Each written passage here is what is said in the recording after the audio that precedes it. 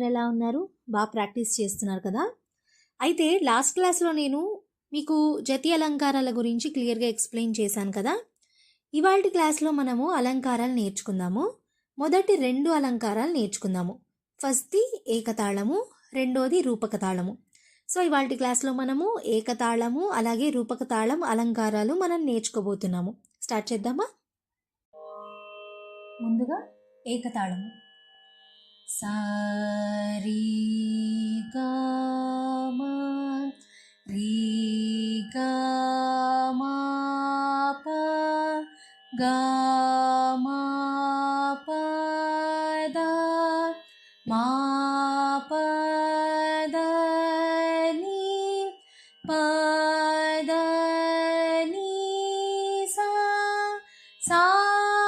नी दा पा नी दा पा मा दा पा मा गा पा मा गा री मा गा రీ సా. తర్వాత రూపక తాళము. సా రీ సా రీ గా మా రీ గా మా పా గా మా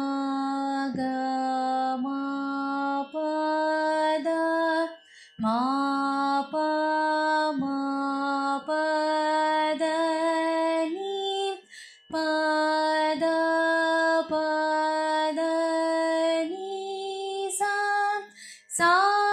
నీ దా పా నీ దా పా మా దా పా మా గా పా మా గా రీ మా గా రీ సా. ఏకతాళము అలాగే రూపక తాళము అలంకారాలు ఇవాళ నేను చెప్పాను కదా, సో అవి బాగా ప్రాక్టీస్ చేయండి. నెక్స్ట్ క్లాస్లో మనం దీని తర్వాత వచ్చేటటువంటి అలంకారం నేర్చుకుందాము. ఈ అలంకారానికి సంబంధించిన నోట్స్ అనేది నేను ఇప్పుడు మీకు పెడతాను, తప్పకుండా అందరూ నోట్ చేసుకోండి.